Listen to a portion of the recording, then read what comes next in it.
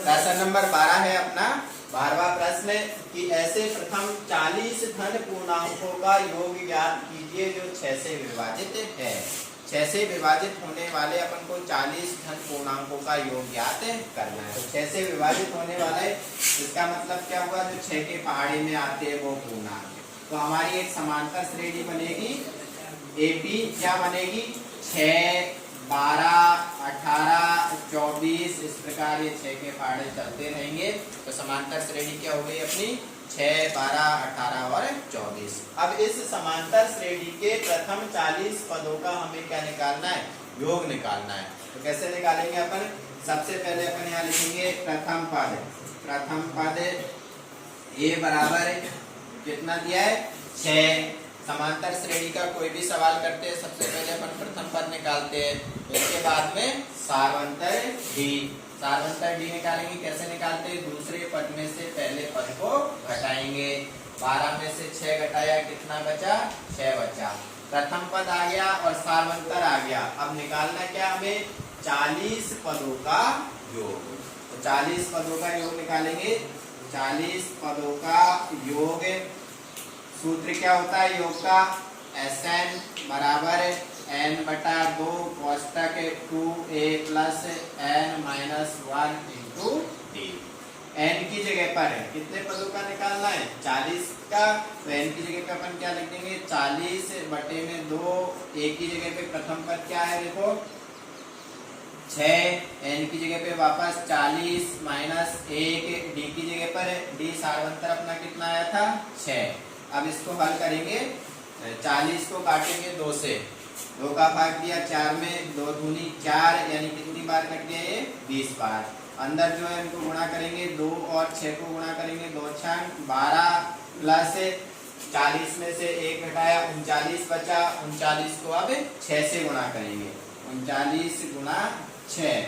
आगे इसको हल करेंगे, 20 12 प्लस 39 और 6 को गुणा करेंगे, 6 नाम 54 का 4 हासिल 5, 6 किया 18, 18 में 5 जोड़ेंगे तो कितना हो गया 23। 20 गुणा 12 और ये 234 को और जोड़ देंगे, तो 12 और 234 को जोड़ेंगे अपन तो कितना आएगा 246। इसको 20 से भी गुणा करना है, तो 20 से गुणा करेंगे तो वो 2 से गुणा कर रहे हैं अपन, 2 6 12 हासिल 1, 2 चौके 8 और 1 हासिल 9, 2 दूनी 4। अब इसके पीछे ये 0 चिपका देंगे तो 4920 इस समांतर श्रेणी के प्रथम 40 पदों का योगफल आया। समझ में आ गया, ठीक है। अब अगला प्रश्न है इसी प्रकार अपना 13वां कि 8। अब अगला प्रश्न है इसी प्रकार अपना 13वां कि 8 के प्रथम 15 गुणजों का योग ज्ञात कीजिए। इसमें किसके गुणज थे 6 के, अब किसके 8 के। तो समांतर श्रेणी क्या बनेगी, अब 8 के गुणज यानी 8 का पहाड़ा लिखना है अपन को। समांतर श्रेणी अपनी एपी 8 का पहाड़ा 8, 8 दूनी 16, 8 किया 24। इस प्रकार ये हमारी समांतर श्रेणी चलती रहेगी। अब इसका प्रथम पद ए दे रखा है अपन को, प्रथम पद क्या है 8 है।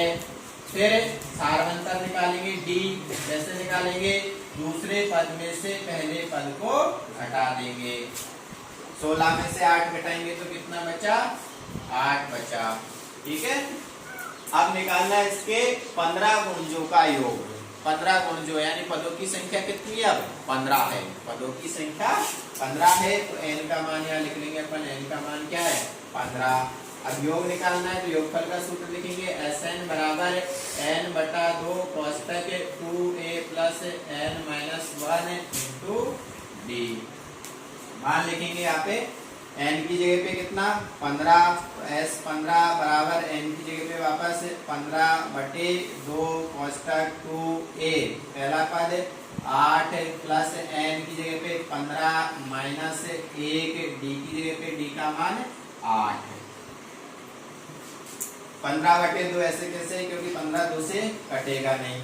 इनको गुणा करके लिखेंगे 2 8 16 प्लस 15 में से 1 घटाएंगे कितना बचा 14।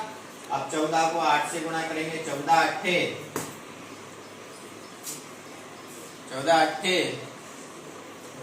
नहीं 112। 15/2 112 और ये 16 को जोड़ेंगे। 112 और 16 जोड़े अपन ने तो कितने हो गए? 6 और 2 8, 1 और 1 2 और 1 128 है। अब इसको काट देंगे अपन, देखो 15 गुणा 2 से काटेंगे। 12 को 2 6 12, 8 को 2 चौके 8, तो 15 गुणा क्या बचा? 64 है।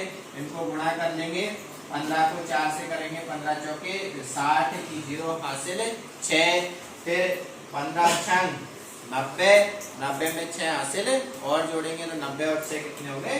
96, 960। 8 के प्रथम 15 गुणजों का योग 960 होता है।